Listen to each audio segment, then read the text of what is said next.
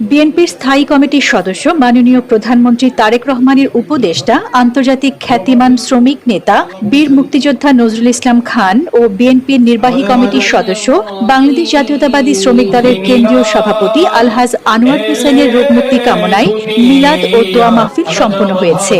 ৩ জুলাই শুক্রবার বাদে মাগরিব নগরের পূর্ব নাসিরাবাদ তুলাতলী খুলশী থানা শ্রমিক দলের কার্যালয়ে খুলশী থানা শ্রমিক দলের সাবেক সভাপতি মোহাম্মদ বেলালের আয়োজনে ও খুলশী থানা শ্রমিক দলের সাবেক সাধারণ সম্পাদক মোহাম্মদ আব্দুল হাইয়ের সঞ্চালনায় প্রধান অতিথির বক্তব্য রাখেন বিএনপির স্থায়ী কমিটির শ্রম বিষয়ক সম্পাদক এবং চট্টগ্রাম বিভাগীয় শ্রমিক দলের সফল সভাপতি বীর মুক্তিযোদ্ধা আলহাজ এম নাজিম উদ্দিন।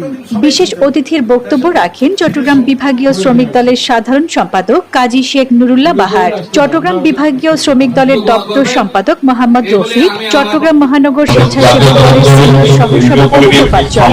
বক্তারা দোয়া মাহফিলে সকলের সুস্থতা কামনা করেন। আরও উপস্থিত ছিলেন চট্টগ্রাম মহানগর জাসস নেতা মহিউদ্দিন জুয়েল, কৃষক দল নেতা গাজী আলাউদ্দিন চঞ্চল, ৪২ নং সাংগঠনিক ওয়ার্ডের আহ্বায়ক সদস্য এম এ হাসান, খুলশী থানা শ্রমিক দলের যুগ্ম সম্পাদক মেহেদি, খুলশী থানা শ্রমিক দলের প্রচার সম্পাদক জিয়া, খুলশী থানা শ্রমিক দলের অর্থ সম্পাদক মোহাম্মদ মোস্তফা, খুলশী থানা শ্রমিক দলের দপ্তর সম্পাদক জামাল, রূপা আক্তার, মোহাম্মদ মিলন, মোহাম্মদ বদিউল আলম, মোহাম্মদ ইউসুফ, মোহাম্মদ খালেক, মোহাম্মদ সুমন সহ আরো অনেকেই উপস্থিত ছিলেন।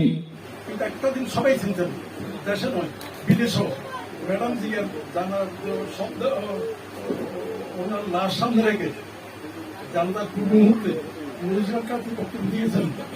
শুধু বাংলাদেশ না, এই ইউএসডিতে এইসব দেশে প্রচার হয়েছে, প্রত্যেকটা মানুষ হৃদয়ে ভারাক্রান্ত হয়েছে, অনেকে কেঁদেছে পর্যন্ত।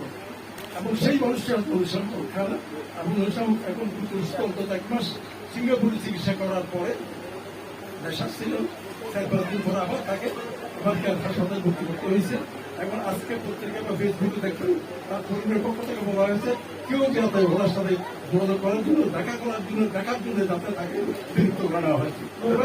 আমাকে প্রায় 20 বছর মতো চট্টগ্রামের সেক্রেটারি ছিলেন, আমি প্রেসিডেন্ট, উনি জেনারেল সেক্রেটারি। এইভাবে প্রায় 20 বছর আমরা ছিলাম, 92 থেকে আমরা 20 বছর ছিলাম। এবং আমাদের মধ্যে কোনো সময় কোনো বিতর্ক হয়নি, কোনো সময় কোনো বিরক্ত হইতো না। তো আমরা দোয়া করি, বলা যায় না, আমরা আরো দোয়া করি যাতে আরো তাড়াতাড়ি যাতে বিরোধ হয় এবং আমাদের কাজে মুক্তি ফিরে আসে। তাদের জন্য আজকে মিলাদ মাহফিল নজরুল ইসলাম খান এবং আনোয়ার হোসেন ওনাদের অত্যন্ত ঘনিষ্ঠ সহকর্মী। আজকে সবার প্রধান অতিথি জনাবে নাজিমুদ্দিন, মঞ্চ ঘনিষ্ঠ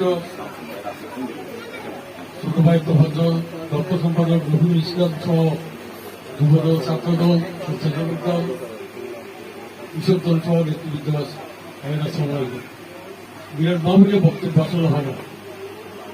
তারপর যাদের উদ্দেশ্য আজকে মিলাদ, নজরুল ইসলাম খান।